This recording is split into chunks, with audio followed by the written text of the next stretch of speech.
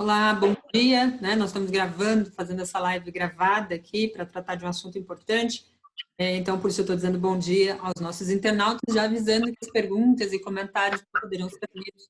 A gente, na medida do possível, vai dando uma acompanhada lá e fazendo as respostas aí para vocês no decorrer do dia. Então, nós estamos aqui, eu, Paulo Moreira Leite, para entrevistar o deputado federal Reginaldo Lopes. Ele entrou com uma ação, uma notícia-crime no Supremo Tribunal Federal, pedindo aí a interdição, de certa forma, né, o afastamento do Jair Bolsonaro do cargo. A gente vai entender um pouco sobre o que é essa ação, quais os fundamentos que foram apresentados. Essa notícia-crime foi aceita, de certa forma, pelo ministro e foi encaminhada à PGR. Vamos entender um pouco mais sobre isso. O deputado Reginaldo Lopes é economista, como eu disse, é deputado federal por Minas Gerais e autor, inclusive, de uma lei importante que voltou a voga aí nos últimos dias, que é a Lei de Acesso à Informação. Deputado, muito obrigada pela sua participação aqui conosco no Brasil 247, tudo bem? Tudo bem, alegria, obrigado pelo convite. Esse importante canal de comunicação, que de fato foi o primeiro canal a anunciar na noite de ontem que o ministro Marco Aurélio Mello tinha encaminhado, né, tinha concedido vista à PGR, né, a Procuradoria-Geral da República, para se manifestar em relação à nossa notícia-crime envolvendo o presidente da República, Jair Bolsonaro. Deputado, o senhor já falou algumas vezes que a interdição de Bolsonaro deixou de ser uma política, né? Deixou de ser política para ser uma questão de saúde pública. Eu queria que o senhor explicasse por que essa interdição é tão necessária e por que ela se tornou um crime. A nossa ação, notícia-crime, ela foi tipificada, primeiramente, em 2 artigos. Né? O artigo 268, conjuntamente com o artigo 258, né?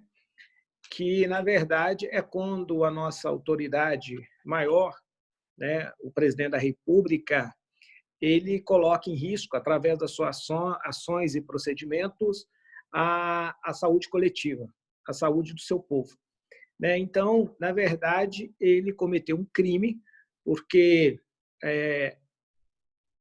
essa ação está tipificada no Código Penal brasileiro, e a gente comprova na peça da notícia-crime, no mínimo 20 ações, frases, né? E, por último, o pronunciamento em cadeia nacional, aí, inclusive, né, no exercício da função, né, no exercício da presidência, propondo que o povo brasileiro não cumprisse a ordem da Organização Mundial da Saúde, né, as recomendações, vamos dizer assim, as recomendações do mundo da ciência, de todas as associações médicas, na verdade, de todos os poderes, menos do presidente da República, inclusive do próprio decreto que o presidente Bolsonaro assinou no dia 13 de março de 2020, e depois também o pedido de calamidade pública que o Congresso, Câmara e Senado reconheceu, né, o pedido de calamidade, a própria solicitação ao Supremo Tribunal Federal pedindo plenos poderes do ponto de vista orçamentário, né, a questão do orçamento de guerra, orçamento extraordinário, não cumprir a lei de responsabilidade fiscal no artigo 65, as metas fiscais, né? Portanto, ele comete esse crime, né, que pode custar a vida de milhões de brasileiros. As estatísticas comprovam, né, os estudos matemáticos comprovam que se o povo brasileiro seguir a orientação do presidente da República, o país perderia 1 milhão de vidas. 1 milhão de vidas. Isto é um governo genocida. É um governo genocida. Então, no dia de hoje, essa ação eu entrei no dia 25, um dia posterior ao pronunciamento. Ontem, o ministro Marco Aurélio Mello, ele então encaminhou a PGR, né, para a manifestação, e hoje nós fizemos, acabei de dar entrada agora à tarde, nós fizemos um aditamento, né, a denúncia, a notícia-crime, agora baseado em outro artigo, que é o artigo 286, né, que também, a partir do ato dele de sair de isolamento, ir ao encontro, né, de populares, né, promover aglomerações, né, e colocar em risco aí diretamente a vida de brasileiros e brasileiras. Então, também nós editamos a campanha, né, O Brasil Não Pode Parar, né, que era uma campanha recomendada a SECOM, mas que tem que apurar se gastaram R$4.800.000. Né, a campanha não foi vinculada, houve liminares contrárias à veiculação da campanha, mas está muito mal explicado, né? E eu não vou surpreender muito se no pronunciamento hoje à noite ele não voltar a defender, né, o fim do isolamento social, como também defender a ditadura, que é um outro crime, né? Apologia à ditadura está tipificado também, que é crime a defesa da apologia à ditadura. Então, não faltam razões. Fora da questão sanitária, inúmeros crimes de responsabilidade, né? Mas eu preferi concentrar na notícia crime e vinculado à saúde pública, o crime cometido em relação à saúde pública, as leis sanitárias do nosso país, que tem previsão no Código Penal brasileiro. Então, nós embasamos a peça em depoimentos de lideranças nacionais, internacionais, o mundo, né, todo, né, está em isolamento social, falas de todas as autoridades, todos os poderes, inclusive de parte do seu ministério, pedindo que está comprovado por A mais B que, de fato, ele cometeu esse crime. É lógico, eu espero que a Procuradoria-Geral da República possa dar o parecer, encaminhar o ministro, e que o ministro possa encaminhar à Câmara dos Deputados. Esse procedimento é parecido com o que ocorreu na denúncia notícia crime também da PGR em relação ao ex-presidente Michel Temer. Então, a Câmara dos Deputados tem um prazo, né, acho que 5 sessões, e a partir daí ela tem que dar o parecer, se ela é favorável à investigação no curso do exercício da presidência ou não, porque investigado será pós o mandato da presidência da República, né? Autorizada a investigação no curso do mandato, ele terá que ser afastado, né, por 180 dias, isso são necessários 342 votos, 2/3 do parlamento, da Câmara dos Deputados, e o Supremo passa a ter 180 dias para concluir. Não concluído o processo, o presidente retorna ao cargo, ou concluído o processo, a Câmara avalia se tem razões para cassá-lo o mandato ou não. Só o afastamento por 180 dias seria extraordinário para o país. Porque hoje eu tenho falado que o mundo tem um grande problema, a pandemia. O Brasil tem 2 grandes problemas, a pandemia e o Bolsonaro. Então, o Bolsonaro é irresponsável e vai ser responsabilizado por morte de centenas de milhares de pessoas no Brasil. Nesse caso, o seu afastamento reorganiza as políticas.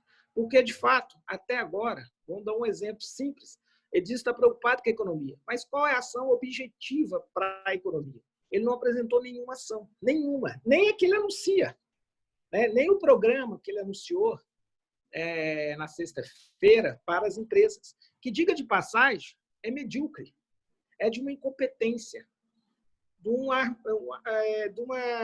mediocridade do ponto de vista do que a economia precisa, e, de fato, não encaminhou ainda a medida provisória, né? Como ele também não encaminhou a medida provisória, o anúncio que o Paulo Guedes tinha feito à nação da renda de R$200, né? Não era renda, eles não têm coragem de falar renda básica, universal, aqui nesse caso é emergencial, eles não têm coragem de usar.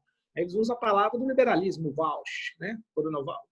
Então, esses liberais que já foram destruídos, o neoliberalismo foi destruído, foi derrotado pelo coronavírus. Por quê? Porque está comprovado que a iniciativa privada, o setor privado e a ausência do Estado não tem como vencer a guerra contra o vírus. Só o Estado tem capacidade. É assim no Reino Unido, né? Boris Johnson, aliado do Bolsonaro de direita, o Donald Trump também nos Estados Unidos, ou seja, os liberais ficaram civilizados. Só que no Brasil, o Paulo Guedes, porque o Paulo Guedes nunca trabalhou no mundo, nunca trabalhou de fato. Paulo Guedes é um homem que não entende de pessoas, não entende de ser humano, não entende de gente, não entende de trabalhador, não entende de economia, não entende de desempregado. O Paulo Guedes entende de especulação. O Paulo Guedes entende de papéis, né? Então, lamentavelmente, não caiu a ficha, não sabe como fazer. E ele diz, acho que ele está tentando deixar o povo esquecer essa frase, que com 5 bilhões ele ia derrotar o vírus. Olha, essa conta é para trilhões de reais. Só tem uma chance da economia brasileira não ser destruída se o governo gastar aproximadamente na casa de trilhões de reais. A União terá que ser responsável de garantir o fluxo de renda na economia. O mundo inteiro está garantido. E por que a União? Por que o governo federal? Porque a nossa República Federativa é de fachada. Os governadores e os prefeitos não podem emitir dívida pública. Não tem competência. Por isso a União precisa imediatamente assumir a sua responsabilidade. O Bolsonaro pode ser acusado por inúmeros crimes, né? Eu estou aqui falando crime contra a saúde pública coletiva, mas ele pode ser responsável por inúmeros crimes. A morte das empresas, que ele está defendendo tanto, a morte dos empregos formais, a morte do trabalhador que está passando fome nesse momento, do trabalhador informal, porque ele poderia ter conversado com o Senado para votar na sexta-feira a renda básica emergencial. No final de semana, o presidente Lula criou o cadastro único, o CAD único, tem 77 milhões de pessoas cadastradas. Ele já podia, pelo app, o aplicativo Conta Digital, na Caixa Econômica Federal, disponibilizar as contas para 77 milhões de brasileiros e brasileiras. Ficaria os autônomos, os informais ou os microempreendedores individuais, mas que podem ter apoio da prefeitura, de arrumar conflito com os prefeitos e governadores, cadastrar o restante por um aplicativo de celular. Deputado. Eles ficam arrumando dificuldades para atender o povo, que para o povo, só burocracia. A burocracia dos ultraliberais e da estatal no país, contra os pobres. Deputado, eu queria primeiro dizer que dar um parabéns ao senhor por essa iniciativa. Ela é muito importante. Ela coloca a discussão sobre a atuação do presidente da República no plano político e no plano criminal. Em vez de ficar as pessoas falando mal, coloca as coisas onde elas têm que ser colocadas. Eu acho muito importante. A gente vive um ambiente assim que é bastante favorável a um debate sobre essa ação. Então, eu acho que essa ação do senhor é muito importante mesmo. E eu gostaria assim que o senhor falasse da importância que eu acho que tem e que seria bom sublinhar o papel pessoal, daninho, que o Jair Bolsonaro está desempenhando nessa crise. Ele está desempenhando um papel assim, a gente vê que ele está pessoalmente empenhado em derrubar uma política de saúde aprovada pelo mundo, em derrubar propostas que vão salvar vidas, e queria que você explicasse isso, falasse da importância de o país conseguir, queremos que isso consiga, afastá-lo e livrar-se dele. Mas, de qualquer maneira, tem uma ação agora, uma ação fundamentada, que a população está de olho, que os jornais estão de olho. Eu queria que o senhor falasse, porque isso pode ser realmente um momento de reparação da vergonha brasileira. Olha, o presidente Bolsonaro, ao invés de ditar as medidas provisórias que ele editou, foi para ampliar conflitos no país. Foi a medida contra os governadores, porque, na verdade, ele aposta no quanto pior, melhor. Ele aposta em continuar no palanque político. O governo acabou. Ele não tem alternativa. Eles não sabem operar políticas públicas. Então, a partir daí, ele aposta num conflito, né, de julgar a responsabilidade, terceirizar suas responsabilidades. Ele precisava assumir a responsabilidade, né, decidir um pacote para o país, como vários países assim fizeram, né? E o parlamento, legitimamente, como assim fez os democratas e os republicanos nos Estados Unidos. Ele ama tanto os Estados Unidos, por que não copia um pouquinho de bom que o Trump está fazendo nesse momento para mandar para o país? Porque isso se chama previsibilidade, né? Imagina se o senhor fosse um micro, pequeno empresário ou uma média empresa, 200 milhões de faturamento, 100 milhões, e no dia 5 agora, de abril, você tem que pagar os seus funcionários. Porque assim, vão falar, não tem cadastro, como é que vai pagar um informal? está arrumando desculpa para deixar a população numa situação de desespero, porque, lógico, ele trabalha na lógica de romper com a política de isolamento social. Ele quer que pessoas, os empresários, as pequenas empresas, os pequenos empresários, as pessoas autônomas, né, os informais, saiam às ruas. Né? E porque num ato de desespero. Não há previsibilidade. Né? As contas vencem no final do mês. As pessoas têm que pagar o armazém, a mercearia. Então, ele é um irresponsável totalmente. Não é o problema de que a gente não gosta dele. Nós gostamos do Brasil. Nós gostamos do povo brasileiro. É por isso que nós estamos tomando essa iniciativa. É por isso que é importante o seu afastamento. Porque ele não garante essa estabilidade. Ele não quer liderar. Né? Domingo, desde ele perder 3 horas andando nas ruas, contaminando as pessoas, ele deveria estar no comitê de crise, editando as medidas provisórias, fazendo as proposições legislativas, chamando a Câmara e o Senado para conversar. Nesse caso, inclusive, a minoria e a oposição. Né? Foi assim que foi fechado e aprovado o projeto na Câmara e no Senado nos Estados Unidos. Então, pelo amor de Deus, povo brasileiro. É inacreditável que alguém ainda pode defender esse sujeito, esse cidadão, que nunca trabalhou na vida. Não sabe o que é elaborar uma política pública. Então, nós estamos nesse grande desafio aqui de chamar a sociedade a essa reflexão. Né? Nós queremos que o país que tenha uma resposta. Eu tenho recebido, eu criei um gabinete online e disponibilizo aí meu WhatsApp, que é 31995290013, para as pessoas mandarem. Eles não conseguem, as pessoas estão fora do país, as pessoas estão nos aeroportos, eles não têm nenhuma iniciativa. As pessoas no interior que querem abrir um leito de UTI, não chega nada nas secretarias municipais de saúde, lá na ponta. E os prefeitos estão ameaçando agora fazer demissão no dia 30, porque não vai ter de receita para pagar. E as demissões são daqueles contratados, e são daqueles funcionários que trabalham na ponta, que às vezes são funcionários da área da saúde, do PSF, das unidades básicas de saúde.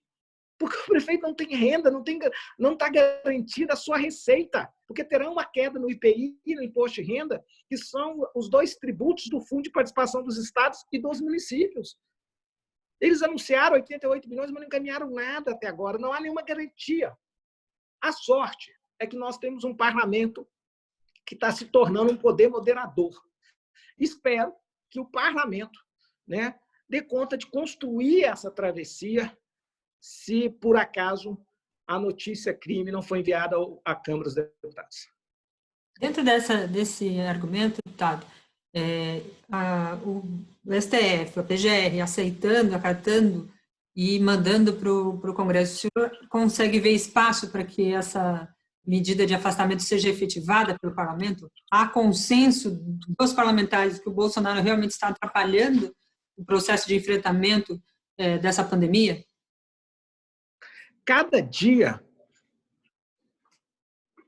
o conjunto de partidos cresce essa percepção que o Bolsonaro não tem condição de conduzir o país nesse momento de pandemia. Né? É uma percepção minha, posso estar enganado, mas esse sentimento cresce nas redes, nas ruas. Né? Hoje vai ser o 15º dia consecutivo de panelaço. Alguém tem dúvida? Né? Então, é a hora da gente reconectar com parte da sociedade brasileira que foi enganado. Enganado porque, de fato, o nosso governo estabeleceu um estado do bem-estar social, avançamos muito nas políticas públicas, erramos, porque no momento que o andar de cima deveria ter sido tributado para elevar mais um degrau do andar de baixo, nós perdemos popularidade e a presidenta Dilma acabou não sendo sustentado pelo um conjunto do povo brasileiro. Né? E aí nós sofremos o golpe. Mas, de fato, chegou a hora da gente reconectar e mostrar para a sociedade brasileira que é impossível fazer um país voltar a crescer, ter justiça social, reorganizar as políticas públicas e o crescimento ser consistente do ponto de vista econômico do Brasil, se o país, primeiro, não tirar os 64 milhões de brasileiros e brasileiras vítimas da ciranda financeira e do juro composto do sistema financeiro. É impossível gerar e atender os 30 milhões de desempregados, seja os desalentados e mais os desempregados, se de fato não tiver uma concepção que, em momentos de crise, o capital acumulativo, que hoje é questionado pelos 600 maiores executivos das empresas americanas, pelos 34 países da OCDE e pelo encontro dos ricos de Davos, que esse capitalismo acabou. Esse capitalismo da acumulação, ele é um capitalismo que leva à barbárie. Há que civilizar o capitalismo se isso é possível, numa perspectiva da gente voltar a distribuir renda. E essa distribuição se dará, no meu concepção, de um programa pós-pandemia para 5 anos de 2 trilhões de obras públicas, para gerarmos 10 milhões de emprego imediatamente nos próximos 4 anos. Tudo isso será feito pelo Estado e terá que ser financiado pelo andar de cima. É inaceitável que 6 brasileiros tenham renda a 108 milhões de brasileiros. É insustentável que 100 milhões de brasileiros vivem com R$513. No ano de 2019, eu apresentei um projeto que elevava essa renda pessoal para um salário mínimo desses 100 milhões, com R$500, no que eu chamei de renda básica universal, e não emergencial.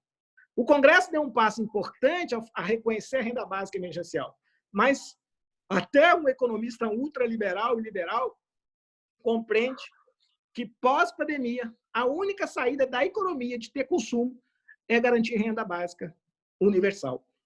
A economia brasileira é dependente do consumo de famílias. O PIB, ele é uma conta de 4, ele é um somatório de 4 contas: consumo de famílias, investimento público, investimento privado e conta internacionais. Mas a conta consumo de família é quase 80%. Então, um sistema tributário que rouba, esta é a palavra, 50% de tributações indiretas, regressivas no consumo, é o grande obstáculo para o desenvolvimento econômico. Thomas Piketty escreveu um artigo: se a gente mudar e civilizar o imposto indireto de consumo, como os países da OCDE, Estados Unidos, 15% a 17%, isso é liberar mais de 300 e poucos reais por mês na família que tem um salário mínimo de renda. Isso é algo extraordinário. A desconcentração no coeficiente Gini é algo espetacular. É isso que o país terá que discutir. Porém, nós vamos ter que estar muito juntos. Nós temos que disputar a percepção da sociedade brasileira para disputar o projeto pós-pandemia. Na pandemia, os liberais viraram keynesianos. Há uma conversão em massa do chamado política keynesiana, que o Estado é indutor do desenvolvimento econômico. Só o Estado é capaz de tirar uma economia da recessão e recolocar a economia para voltar a gerar riquezas a partir da sua distribuição.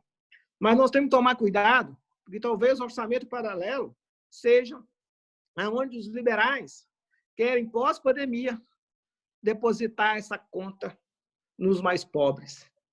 Então, nós estamos começando um novo momento no Brasil, de um disputa, não sei se é de narrativa, as palavras não ficam desgastadas, mas de disputa de uma percepção na sociedade brasileira. E nós temos que reconectar com parte boa da sociedade, que, por uma razão ou por outra, o nosso projeto da esquerda, do PT, do presidente Lula, da presidenta Dilma, desconectou. Então, essa é a nossa grande tarefa para o futuro. Reconectar, mudar a percepção, criar uma nova percepção e construir uma nova maioria política e mudar o Brasil. A gente percebe, né, Paulo, que o deputado está pensando à frente já, né? Ele não está pensando só no agora, na situação emergencial, mas também nos enfrentamentos que a nossa sociedade, que o nosso país, que o nosso povo vai enfrentar daqui para frente. Deputado, eu queria muito agradecer a sua participação. Paulo, tem mais alguma pergunta? Podemos... Para fazer um comentário a partir da sua fala, eu tenho dito que nós somos 2 momentos. Eu tenho defendido na bancada do PT e no comitê de crise. Nós temos o primeiro momento, que são ações de travessia emergenciais para derrotar o vírus, para salvar vidas. O segundo momento é da reconstrução do país. Então, nós precisamos pensar quais ações cabem nesse momento de reconstrução nesse momento de superação e de derrota do vírus, da pandemia, e salvar as vidas, né? E permanecer o fluxo de renda na economia. E o segundo momento, que nós vamos ter que criar essa percepção que, de fato, como nós vamos reconstruir o Brasil, né? A partir de que modelo? A partir no modelo do capitalismo, da cooperação e da solidariedade, que serão os princípios que vão derrotar o vírus da pandemia, do novo coronavírus. Esse princípio tem que ser o mesmo princípio fundante na reconstrução da reforma do capitalismo no Brasil, para que a gente tenha um país mais justo. A desigualdade é insustentável. A luta pela desigualdade deve ser uma luta de todos os democratas desse país. Esse é o grande obstáculo que está colocado para essas próximas décadas. Esse é o chamamento. Obrigada, deputado. Paulo, alguma pergunta para a gente encerrar? Eu, enfim, gostei muito de conhecer aí essa sua visão. Obrigado, Paulo. Eu acho que nós vivemos um momento assim ideal para essa ação do senhor. Os jornais, assim, Estado de São Paulo, estão fazendo editoriais assim absolutamente críticos em relação ao Jair Bolsonaro. Ele está sendo desmascarado. Então, embora uma ação desse tipo, a gente sabe que sempre é uma ação difícil, enfrenta obstáculos. Neste momento é um dos melhores momentos para que o país debata isso e realmente compreenda que é preciso tomar uma providência. Não basta ficar fazendo denúncia, não basta fazer discurso. É o seguinte: esse sujeito é uma ameaça ao país. Parabéns. Um abraço. Muito obrigado pela oportunidade. Nós que agradecemos. Nós conversamos aqui com o deputado Reginaldo Lopes, deputado federal por Minas Gerais, autor da notícia crime apresentada, ação apresentada junto ao Supremo Tribunal Federal, que pede o afastamento do Jair Bolsonaro por conta de todas as suas ações contra o enfrentamento, a política de enfrentamento ao coronavírus, principalmente tratando sobre o isolamento. Deputado, mais uma vez, obrigada pela sua participação. Continue com a gente aí na programação. A gente tem mais informação, mais debate e mais informação. Obrigada a todos.